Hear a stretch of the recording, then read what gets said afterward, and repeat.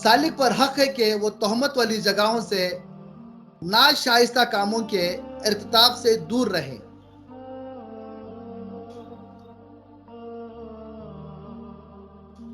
अब यहाँ हो जाता है कभी ऐसा, एक के ऊपर दूसरा तोहमत लगाता है,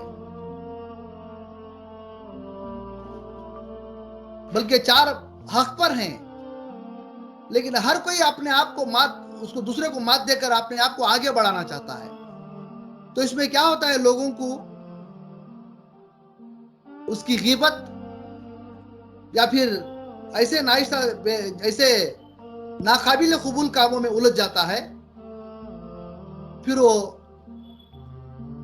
हकीकत से बल्कि फिर वो मुर्शिद से भी दूर हो जाता है।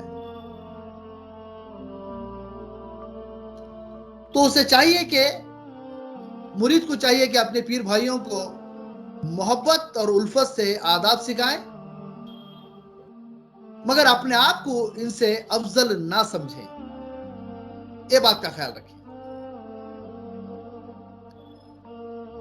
अब यहां पर आदाब सिखाने वाला अगर किसी के खांधे पर नियामत अज़मा है, और नियामत अज़मा जो है दिया जाता है, एक जिम्मेदारी है ये। अब वो समझता है मेरे इल्म को देकर, मेरे अखलाक को देकर मुझे ये मिला है। मैं इल्म में, मेरे अखलाक में और तहजीब व तमद्दुन में, और मैं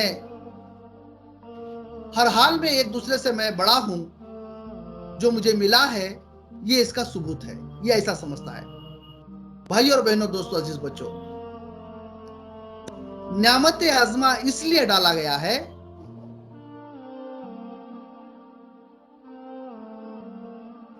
कि ये नियामत अज़मा तुम्हारे कंधे पे आने के बाद तुम जिम्मेदार बन गए। कैसे जिम्मेदार बन गए? जो एक खानवादा है, एक पीर का मिशन है उसका, और कई हजार मुरीदीन हैं, उसमें से चंद को सेलेक्ट कर नियामत अज़मा दिए हैं, तो उसकी जिम्मेदारी क्या है? अगर कोई गाली दे तो सुने, अगर कोई थूके तुम्हें तो आजिज़ी बरतें, क्योंकि मुरीद में और नियामत अज़मा वाला में जमीन आसमान का फर्क है। नियामत अज़मा वाले के पास कई तरह के इम्तिहान होते हैं। नियामत अज़मा जिसके ऊपर है उसको कई तरह की जिम्मेदारियां होती हैं सिलसिले की। मुरीद से ज्यादा कुदरत के सामने ये जवाब देने वाला है, और जो कुछ अपने पीर से सुनकर दूसरे भाइयों को पहुंचाने की जिम्मेदारी इसकी है, भाइयों को उसके जमाने की जिम्मेदारी इसकी है।